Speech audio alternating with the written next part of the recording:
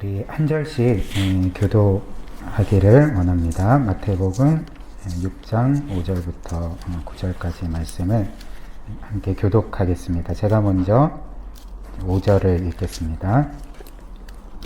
또 너희는 기도할 때 외식하는 자와 같이 하지 말라. 그들은 사람에게 보이려고 회당과 큰 거리 어귀에 서서 기도하기를 좋아하느니라.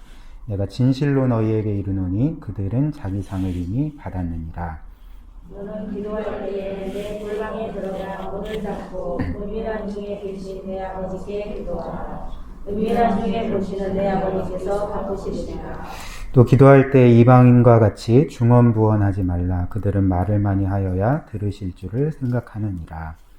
그러므로 그들을 본받지 말라. 구하기 전에 너희에게 있어야 할 것을 하나님 너희 아버지께서 아시느니라. 함께 읽겠습니다. 그러므로 너희는 이렇게 기도하라. 하늘에 계신 우리 아버지여, 이름이 거룩히 여김을 받으시오며. 아멘. 지난주 말씀을 잠시 정리를 하고자 하는데요. 지난주에 우리가 주기도문을 다루기에 앞서서 기도의 중요성과 또 이 주기도문의 중요성에 대해서 잠시 살펴보았죠. 그래서 기도가 왜 중요했습니까? 몇 가지 이유가 있는데, 첫 번째로는, 네, 그렇죠. 어이구, 네. 네. 네. 제가 갑자기 당황했습니다. 네. 네. 삼위 하나님과의 그 교제의 주요한 통로가 바로 기도가 되기 때문에, 특별히 삼위 하나님이 영원 전부터 누리신 기쁨이 우리에게 전달되는 통로가 기도이기 때문에 중요하다 말씀드렸고요. 또 두 번째로, 우리는 하나님의 은혜가 아니면 한순간도 살아갈 수 없는 존재들이기 때문에 기도가 필요하다 말씀드렸습니다. 세 번째는, 참 놀랍게도 하나님이 피조물인 우리의 기도를 통해 일하시기를 기뻐하시기 때문에 우리는 기도해야 된다. 기도의 중요성에 대해서 배웠고요. 특별히 그렇다면 기도가 중요한데 왜 주기도문일까에 대한 질문에, 바로 주기도문이 왜 중요하냐면 올바른 기도를 해야 되는 것이 중요하기 때문에 이 주기도문이 중요하다 말씀을 드렸습니다. 그래서 제가 지난주에 좀 많이 말씀을 드린 바 중에 하나가, 기도를 많이 한다고 해서 자동적으로 올바른 기도가 된다는 것은 아니죠. 기도를 많이 해도 이제 자기 중심적으로 기도를 하면 오히려 그 기도는 하면 할수록 자기의를 강화시키고 율법주의적인 삶을 살아가도록 하기 때문에, 기도를 할 때 많이 하는 것도 물론 중요하지만 올바르게 하는 것이 중요하다 말씀을 드렸습니다. 그렇다면 올바른 기도는 어디에서 누구에게 배울까요? 바로 예수님께서 우리에게 알려주신 이 주기도문, 너희는 이렇게 기도하라 이제 말씀하신 대로 우리가 기도하면 하나님께서 기뻐하시는, 또 은혜를 누리는 기도를 할 수가 있다고 말씀을 드렸죠. 그래서 오늘은 이어서 이제 본격적으로 주기도문에 들어가기에 앞서 이제 예수님께서 어떤 배경 하에 이 주기도문을 알려주셨는지를 잠시 살펴보도록 하겠습니다. 주기도문의 배경이라 할 수가 있는데요. 오늘 우리가 읽은 본문 말씀 5절부터 이제 8절이 예수님이 제자들에게 주기도문을 가르쳐 주신 배경이 되는 것이죠. 그 배경이 무엇이냐면, 너희는 이렇게 기도하면 안 된다 라고 하면서 우리가 기도를 할 때 하지 말아야 될 잘못된 기도의 두 가지 예를 우리에게 알려주시는 거죠. 그래서 첫 번째는 5절 말씀처럼, 그렇죠. 너희는 기도할 때 외식하는 자와 같이 하지 말라. 아마도 바리새인들 같습니다. 바리새인들과 같이 외식하는 자들처럼 기도하지 마라. 즉 사람에게 보이려고, 과시하려고 기도하지 마라. 이렇게 말씀을 하셨고, 두 번째는 7절 말씀인데요. 또 기도할 때 이방인과 같이 중언부언하지 말라. 이렇게 말씀을 하셨습니다. 그래서 잘못된 기도의 두 가지 예, 첫 번째는 바리새인과 같이 외식하는 기도, 두 번째는 이방인과 같이 중언부언하는 기도, 이렇게 차례대로 한번 이제 살펴보도록 하겠습니다. 그래서 예수님께서는 올바른 기도를 가르치실 때 그 방법이 올바르지 않은 기도를 먼저 보여주시고 대비시켜 주심으로 우리에게 더욱더 분명히 올바른 기도가 어떤 것인지를 알려주시는 것이죠. 그래서 첫 번째 올바르지 않는 기도는 바리새인처럼 사람에게 보이려고 외식하는 기도입니다. 오늘 주님께서 말씀하신 것처럼 이들이 기도하는 주요한 목적이 무엇이었을까요? 바로 5절에서 나오는 것처럼 이들은 사실 사람에게 보이려고 기도를 한 거죠. 그래서 본문 말씀처럼 회당이라 하면 뭐 지금으로 따지면 이제 예배당을 가리키고 아마 이제 대표 기도를 말씀하시는 것 같아요. 혹은 큰 거리 어귀에 서서 사람들에게 보이도록 자신이 얼마나 경건하고 자신이 얼마나 거룩하고 자신이 얼마나 기도에 힘쓰는지를 이제 보여주려는 목적으로, 자기를 입증하려는 목적으로 이제 기도를 하는 것이죠. 이거는 기도일까요? 기도가 아닐까요? 네, 사실 기도가 아니죠. 이것은 사실 표면적으로는 하나님께 기도하고 있지만 하나님께 기도하기보다는 이제 자기 자신을 지금 찬양하고 있는 것입니다. 그러니까 자기 자신을 찬양하고 예배하고 있고 다른 사람들로 하여금 똑같이 자신을 찬양하고 예배하도록 하는 행위가 바로 이 외식하는 자들의 기도였다는 것이죠. 그래서 어떤 면에서는 우상숭배라 할 수가 있는 거죠. 그래서 이를 더 좀 잘 가르쳐주는 예가 예수님이 누가복음 18장에 바리새인과 세리의 기도에 대한 예를 들어주셨거든요. 비유를 들어주셨는데 혹시 기억나십니까? 네, 회당에 이제 두 사람이 있었는데 한 사람은 바리새인이고 한 사람은 이제 세리였던 거죠. 그 당시 이제 가장 큰 죄인으로 여김받던 세리였는데 제가 읽어드리겠습니다. 9절부터 14절. 또 자기를 의롭다고 믿는 다른 사람을 멸시하는 자들에게 이 비유로 말씀하시되 두 사람이 기도하러 성전에 올라가니 하나는 바리새인이고 하나는 세리라. 바리새인은 서서 따로 기도하여 이르되 이렇게 기도합니다. 하나님이여, 나는 다른 사람들 곧 토색, 불의, 간음을 하지 않는 자들과 같지 아니하고 이 세리와도 같지 아니함을 감사하나이다. 나는 일에 2번씩 금식하고 또 소득의 11조를 드리나이다 하고 이렇게 기도를 했던 거죠. 기도의 내용을 보면 하나님에 대한 찬양이나 아니면 하나님의 도우심을 구하는 기도의 제목들은 전혀 없고 지금 뭘 얘기하죠? 나는 저 사람들하고 다르다. 나는 저 죄인들, 저 세리하고는 전혀 질적으로 다른 사람입니다. 저는 1회에 2번씩 금식도 하고 11조도 빠짐없이 하는 아주 경건한 사람입니다. 라고 그렇게 기도를 하고 있는데 이 바리새인의 기도는 사실 말씀드린 것처럼 기도가 아닙니다. 기도가 아니라 자기 예배의 행위인 것이죠.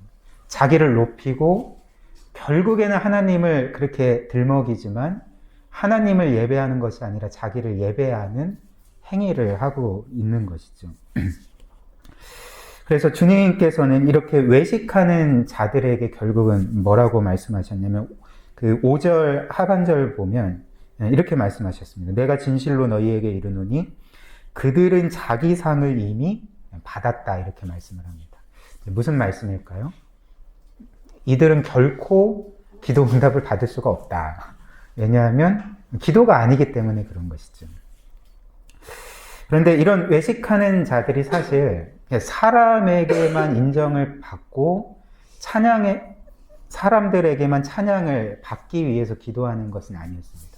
사람들에게 자신이 거룩하고 경건하다는 것을 입증받은 가운데 이제 하나님께도 똑같은 것을 호소하는 거죠.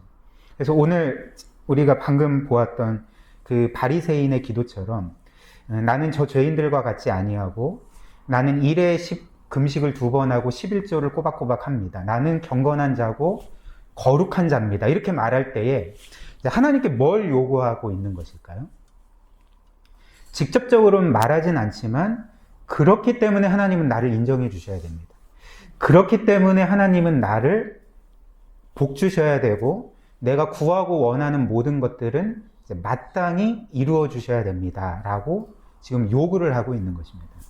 그러니까 이거는 기도가 아니라 뭔가 거래를 하고 있는 것이죠.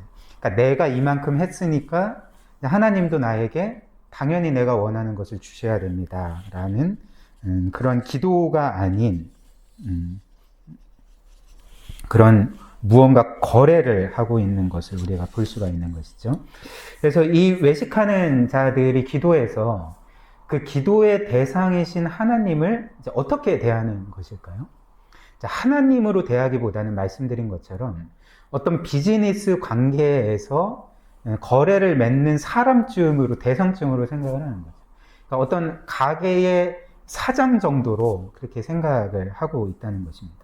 그래서 자신이 가격을 지불한 만큼 내가 원하는 것을 받아내는 그런 생각으로 기도를 하는 거죠. 두 번째로 이방인처럼 중언부언하는 기도입니다. 그래서 7절 말씀 다시 읽어드리면 또 기도할 때에 이방인과 같이 중언부언하지 말라. 그들은 뭘 많이 하여야 들으실 줄 생각하느니라 이렇게 말합니까? 말을 많이 하면 하나님이 들으시겠지 하면서 중언부언하는 거죠. 이제 중언부언이라는 것은 같은 말을 계속 반복하는 거잖아요. 그렇다면 우리가 기도할 때 같은 내용들을 반복해서 기도하면 안 된다는 말씀인가? 라고 이제 생각을 할 수 있겠지만 그렇진 않죠. 왜냐하면 예수님께서도 어떤 한 기도의 제목으로 반복해서 기도하신 적이 있기 때문에 그렇습니다. 어떤 사건일까요? 겟세마네 동산에서 예수님께서 이 잔을 내게서 걷어주시옵소서라고 하면서 그 아버지께 3번 연속 연달아 오랫동안 그렇게 같은 주제로 이제 기도하신 것을 우리가 볼 수 있지 않습니까? 또 고린도후서 12장 7절과 8절을 보면 예수님뿐만 아니라 이제 바울의 이야기가 나오는데요. 이제 하나님께서 놀라운 계시를 받은 바울이 교만해질까봐 안타깝게도 그의 육신에 가시를 주셨는데 사단의 사자라고도 표현이 되는데 이제 우리는 뭐 정확하게 알 수는 없지만 어떤 질병을 주셨던 것 같아요. 그래서 바울이 너무나도 고통스러운 나머지 이 질병을 고쳐주시도록 이 사단의 사자가 떠나도록 그 3번이나 주님께 간구했다라고 나옵니다. 그렇기 때문에 이 중언부언이라는 것은 사실 우리가 똑같은 기도의 제목을 반복하는 것을 금하는 것이 아님을 우리가 알 수가 있는 거죠. 그럼 뭘까요? 중언부언이라는 것이 도대체 무엇을 의미할까요? 여기에서 중언부언이라는 것은 이제 원어를 보면 그 핵심은 무엇이냐면 의미 없는 말을 생각 없이 반복하는 것을 중언부언이라고 하는 것이죠.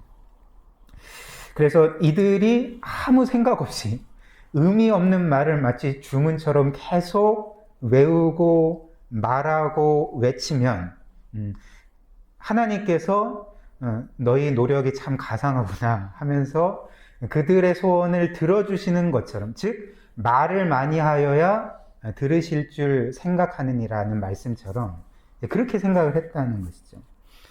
그래서 옛말에 이런 말 아시잖아요. 지성이면 감천이다 이런 말이 있잖아요. 그래서 지극한 정성은 하늘도 감동시킨다 이런 말인데, 그러니까 똑같은 거죠. 진짜 이런 어떤 한 단어나 뭐 여러 문장들을 계속적으로 이야기를 하고 반복해서 외우고 이제 외치면 하나님이 감동을 받으셔서 이제 그만해라. 너의 노력은 충분하다. 내가 너의 소원을 들어줄게. 그러니까 이런 식으로 생각을 한 거예요. 되게 재밌는 이야기인데 아마 우리 성도님들도 한 번쯤은 경험해 보셨을 생각을 하는데, 옛날에 한참 한국교회 방언이 유행한 적이 있습니다. 지금은 좀 시들해진 것 같은데, 그런 은사에 대한 관심들이 시들해진 것 같은데, 옛날에 한참 이 방언에 대해서 관심이 많을 때 제가 어렸을 때 들었던 말 중에 지금 생각해 보면 굉장히 황당한데, 그때 이제 믿었던 한 가지 이야기가 있었어요. 그게 뭐냐면 어른들이 그렇게 말씀하시더라고요. 아멘 할렐루야를 1000번 하면 성령을 받고 이제 방언을 받는단다. 그래서 그것을 그냥 순수하게 믿고 그냥 아멘 할렐루야를 계속 반복하는 거죠. 뭐 100번, 200번, 300번, 500번, 1000번 이렇게 반복해서 이제 놀라운 일이 일어나기를 기대하면서 이렇게 기도를 하는데 이게 바로 중언부언인 것입니다. 아무 생각 없이 의미 없는 말을 반복하면 지성이면 감천이다. 그런 말처럼 하나님이 그 공로로서 나에게 원하는 것을 주시진 않을까. 이게 이제 이방인처럼 중언부언하는 기도가 되는 것이죠. 티베트에 가면, 저도 이 다큐멘터리를 통해서 본 건데, 마니보륜이라는 아주 큰 둥근 모양의 이렇게 회전하게끔 되어 있는 통이 있다고 합니다. 근데 그 통이 무엇이냐면, 그 통 주변에 이제 불교 경전이 이렇게 빼곡하게 쓰여져 있는 거예요. 그래서 누구든지 사원에 와서 그 통을 한번 돌리면 이제 어떤 효과가 일어나냐면 그 불경을 한번 읽은 효과가 나타나게 되는 거예요. 그러니까 그게 이제 공로로 쌓이게 되는 거죠. 그래서 그 불경 한번 읽으려면 얼마나 힘들겠어요. 성경 한번 읽기도 너무 힘든데. 근데 편리하게 그런 도구를 만들어놔서 그걸 이렇게 한번 돌리면 불경을 한번, 그러니까 성경 일독한 효과가 나는 거죠. 그러니까 이런 식으로 이제 신앙생활을 하는데 이것도 이제 어떤 면에서는 또 다른 종류의 중언부언이라고 할 수가 있는 것이죠. 성경에도 또 다른 예가 있습니다. 열왕기상 18장에 보면 그 엘리야 선지자가 갈멜산에서 그 바알과 아세라를 섬기는 선지자 850명에 대항해서 이제 결전을 행하는 그런 장면이 나오게 되죠. 그래서 그 두 진영이 각각 송아지를 죽이고 이렇게 도망내서 제단 위에 올린 다음에 그래서 이 죽은 송아지에 이 제단 위에 불을 떨어뜨리는 신이 참신이다. 이렇게 해서 이제 겨루게 된 거죠. 그래서 먼저 바알과 아세라 선지자들이 이렇게 송아지를 죽여서 제단에 올리고 이제 바알 신이여 불을 내려 주십시오라고 하면서 계속 외쳤던 거죠. 그래서 말씀을 보면 아침부터 이제 그 낮까지 이렇게 표현이 되어 있는데 그때까지 바알의 이름을 부르고 아마 주문도 이렇게 외웠을 것 같아요. 주문도 외우고 근데 아무런 응답이 없자 결국 이들이 했던 일이 뭐였냐면 기억나시나요? 갑자기 칼과 창을 가지고 이제 자해를 하기 시작을 했습니다. 그러니까 이게 참 웃긴 거죠. 황당한 거죠. 그러니까 계속 이렇게 자해를 하니까 어떻게 되겠습니까? 피범벅이 되고 뭐 그 수백 명의 선지자들이 이렇게 자해를 하니까 완전 뭐 난장판이 돼버린 거였죠. 근데 이들은 이렇게 하면 들어주실 거다 이렇게 생각을 했던 것입니다. 인격적인 하나님이라면 도저히 일어날 수 없는 일들이 이제 이방인이 믿는 신들, 인격적이지도 않고 상식적이지도 않는 그냥 단순히 어떤 행동들을 이제 반복하면 그 공로로서 마치 소원을 들어주는 것처럼 그렇게 생각하는 것이 바로 중언부언이라는 것입니다. 따라서 결국에는 바리새인과 같이 외식하는 기도와 이방인처럼 중언부언하는 기도의 공통점이 있는 것이죠. 그게 무엇일까요? 바로 기도하는 대상인, 우리가 기도하는 대상인 하나님으로 여기지 않고 마치 비즈니스 관계에서 그렇게 뭔가 내가 있는 것과 거래할 수 있는 그런 존재인 것처럼 여기는 것이 이 두 부류의 잘못된 기도의 특징이라는 것입니다. 그래서 그 가게의 사장님쯤으로 생각을 하게 되는 것이죠. 그런데 오늘 이어서 주님께서는 우리가 기도하는 대상, 우리의 기도를 들으시고 응답하시는 대상이 되시는 하나님을 어떻게 부르고 있습니까? 9절 말씀 보면 그러므로 너희는 이렇게 기도하라 하늘에 계신 우리 아버지라고 부르라고 말씀을 하는 것이죠. 단지 창조주가 아니라 단지 만왕의 왕이 아니라 어떤 절대자가 아니라 혹은 비즈니스 상의 거래 관계의 어떤 존재가 아니라 그 하나님은 너희의 아버지다. 그렇기 때문에 그 하나님을 우리 아버지로 부르며 기도해야 된다라고 이제 말씀을 해주시고, 이것이 바로 올바른 기도의 가장 핵심적인 내용이라는 것이죠. 그러니까 주기도문 전체의 가장 중요한 그 기도의 내용들을 꼽으라면 바로 이 우리 아버지가 된다는 것입니다. 근데 이 예수님께서 제자들에게 너희는 바리새인처럼 기도하지 말고, 그리고 이방인처럼 기도하지도 말고 하나님을 아버지로 여기는 자녀처럼 기도하라 라고 말씀을 하셨을 때, 이 말은 사실 그 제자들에게 너무나도 혁명적인 말이었던 거죠. 왜냐하면 그 제자들은 유대인이었잖아요. 그 당시 유대인들에게 하나님은 그 절대자인 거죠.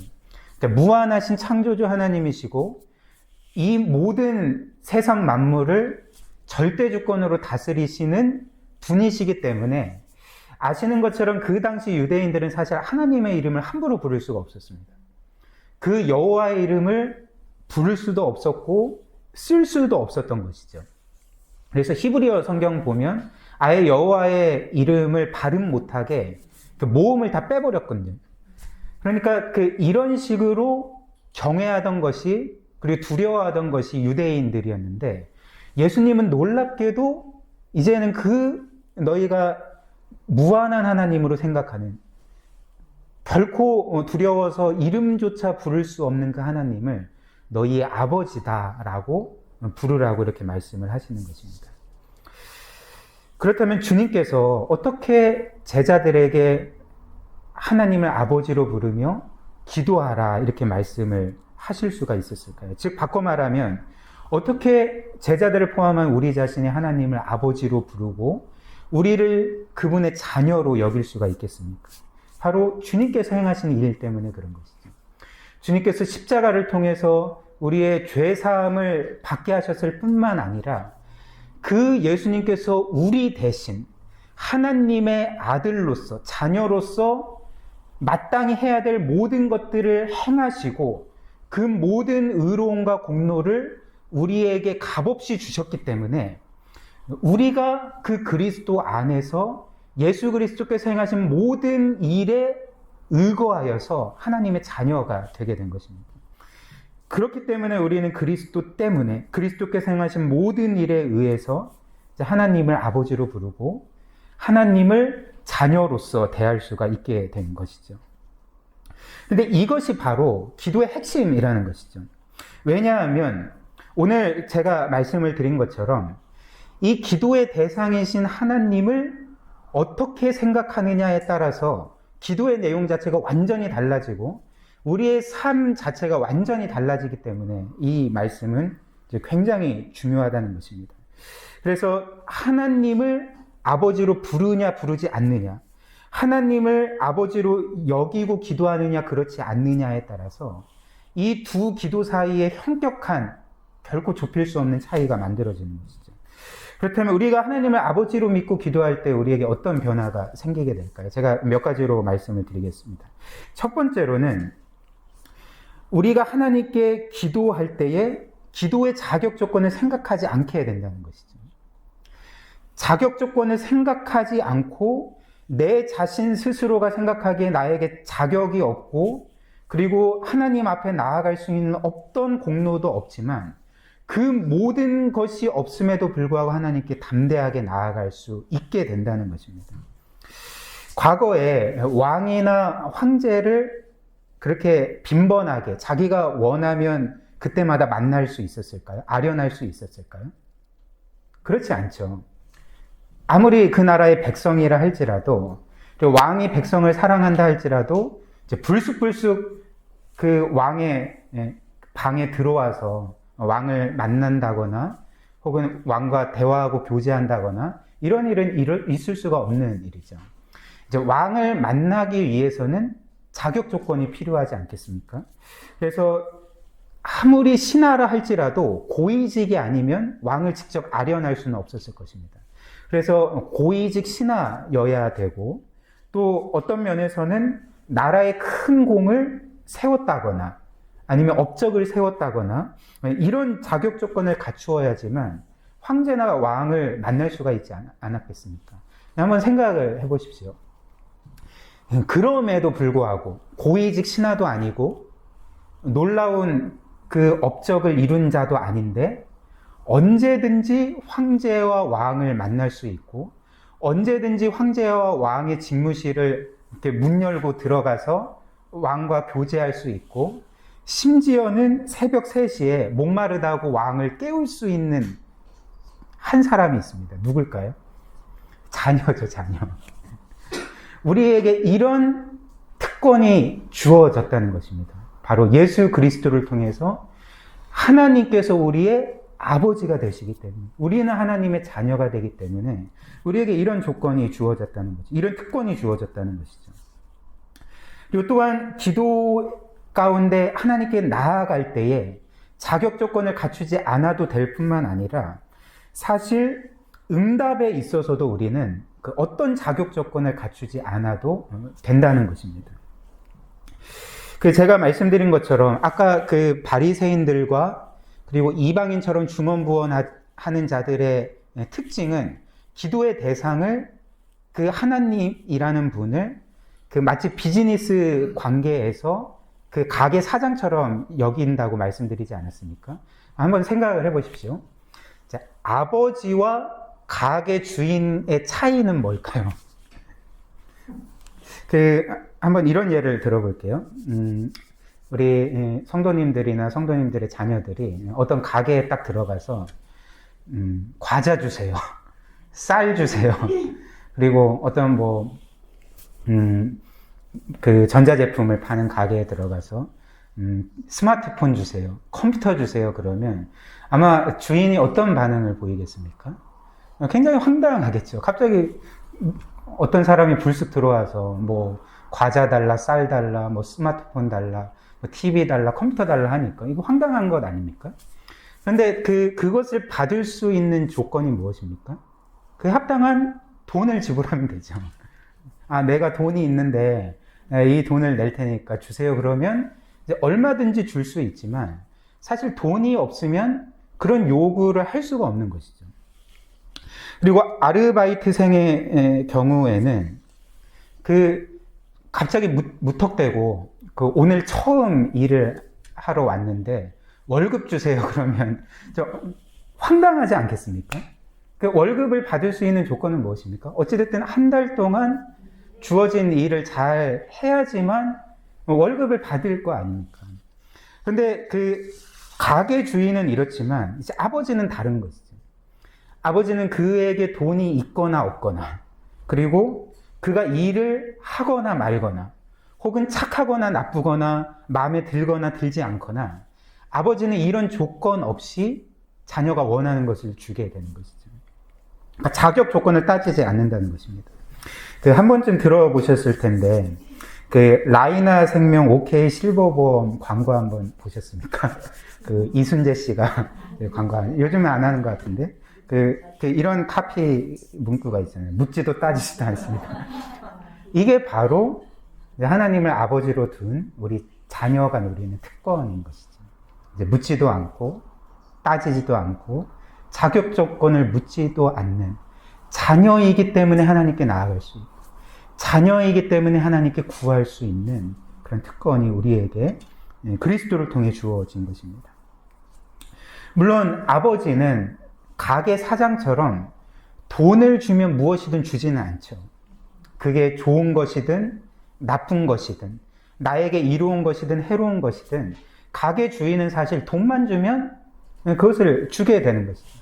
그러나 우리 아버지는 우리에게 좋은 것은 주시지만 나쁜 것은 주시지 않고 이로운 것은 주시지만 이제 해로운 것은 주시지 않는 분이 바로 우리 아버지고 이것이 바로 아버지와 가게 주인의 차이가 되는 것입니다. 두 번째로 기도 응답과 관련해서도 우리는 형격히 다른 반응을 보이게 되는 것입니다.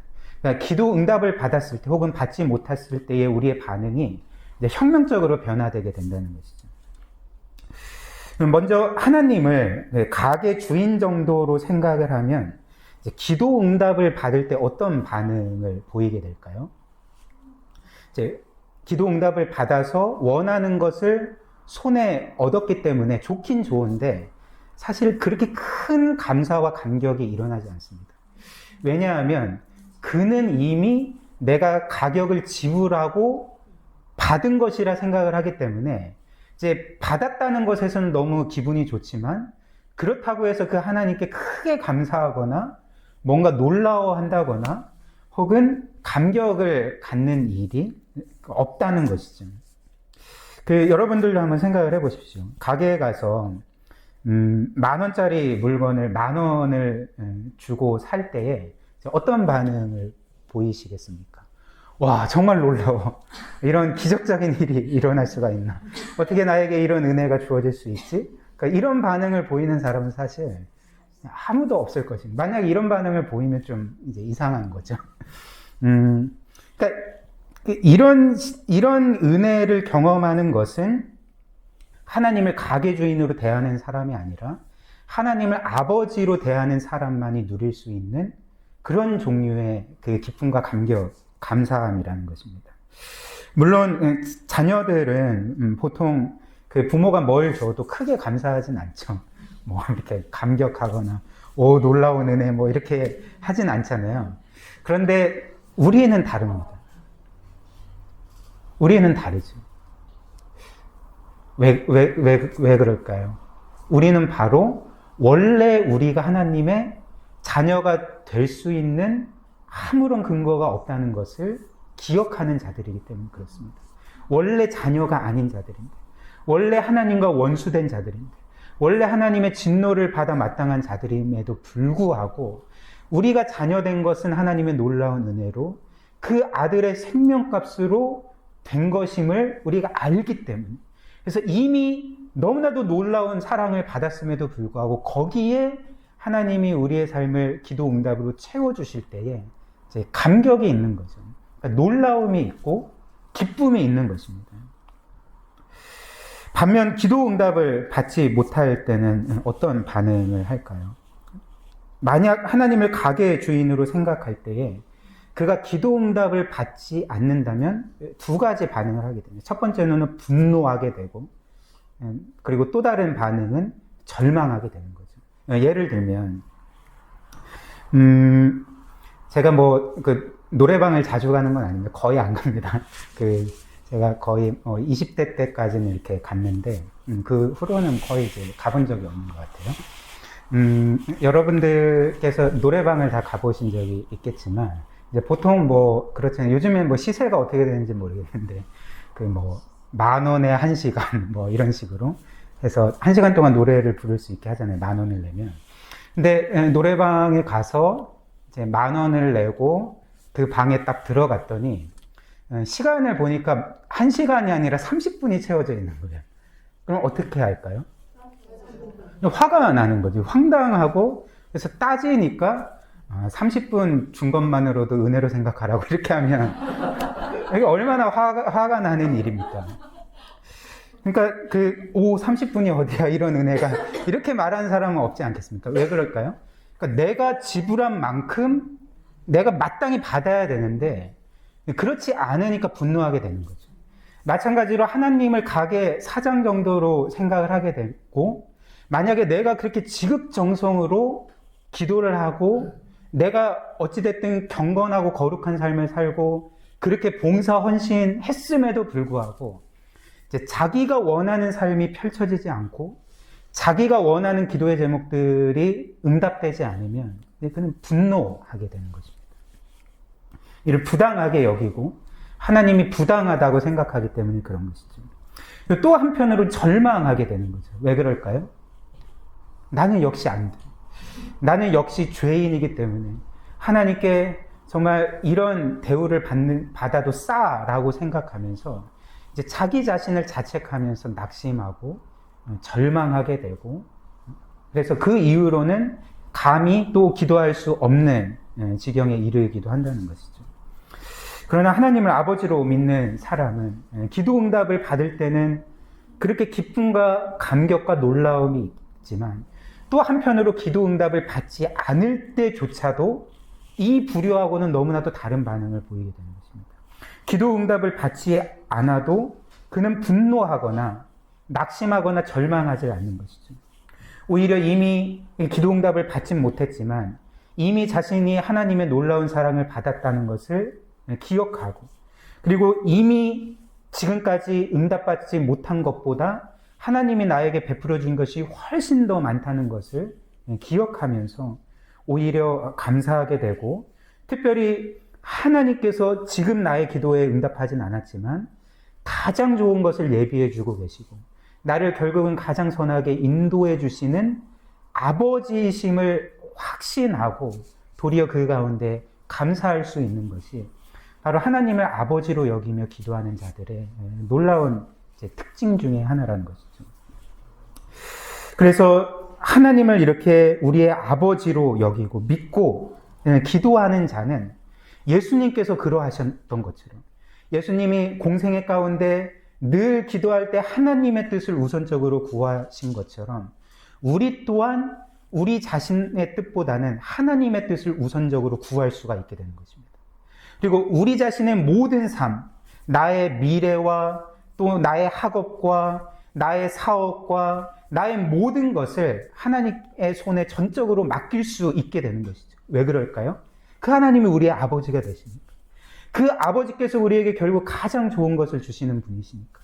그 아버지께서 다른 모든 이 세상의 사람들이 우리의 불이익을 위해서 일한다 할지라도 그분만큼은 우리의 최고의 유익을 위해서 일하시는 우리의 아버지이시기 때문에 우리는 우리 자신을 하나님의 뜻에 전적으로 맡길 수 있게 되는 것입니다. 이것이 바로 하나님을 아버지로 부르는 자의 그 기도의 삶의 놀라운 변화와 그런 은혜가 된다는 것이죠.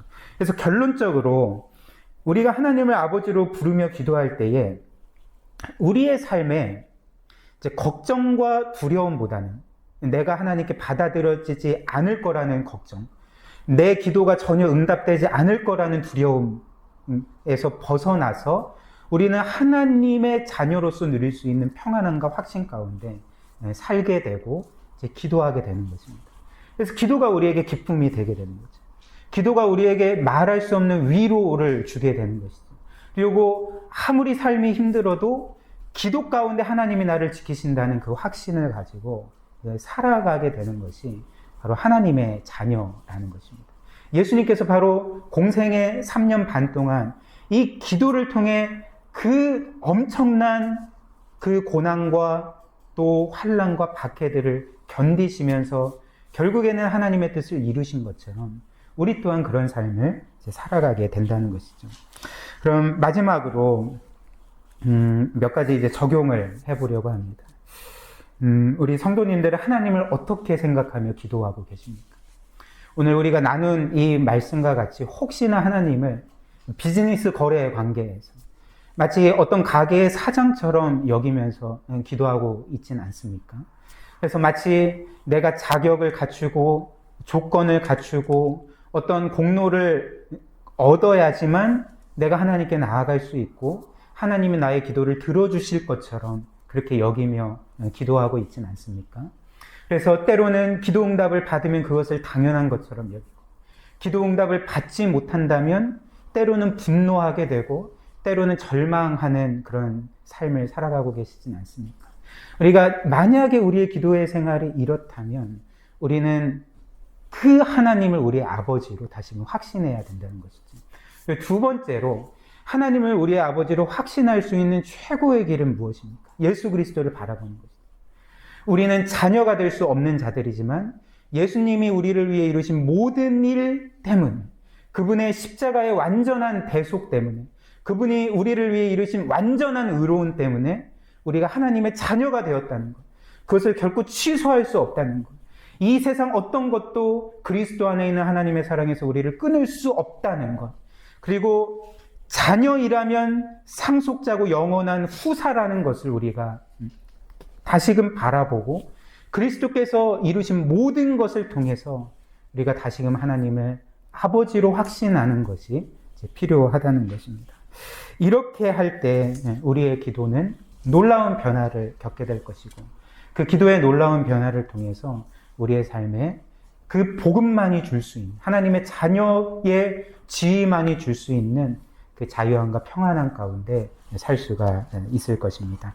이런 은혜가 우리 사랑하는 고일교회 모든 성도님들에게 있기를 주님의 이름으로 축복합니다. 이 시간 우리 함께 말씀 기억하며 기도했으면 좋겠는데요. 오늘 들은 말씀대로 우리 예수님께서는 우리에게 기도를 가르쳐 주실 때에 무엇보다도 하나님을 우리의 아버지로 부르라 말씀하셨습니다. 내가 너희를 위해 이룬 모든 일 때문에 너희가 하나님의 자녀가 되었고 우리가 하나님을 아버지로 부를 수 있게 되었다, 이렇게 말씀하셨습니다. 우리가 오늘 그 믿음을 가지고 담대함으로 은혜의 보좌 앞으로 나아가기를 원하고요. 그래서 하나님을 우리의 기도의 삶뿐만 아니라 우리의 모든 삶 가운데 아버지로 여기고 아버지로 신뢰하고 아버지로 확신하면서 참 이 세상이 줄 수 없는 평안함과 자유함을 누리는 복된 신앙생활 할 수 있도록 우리에게 은혜 달라고 지금 함께 기도하도록 하겠습니다.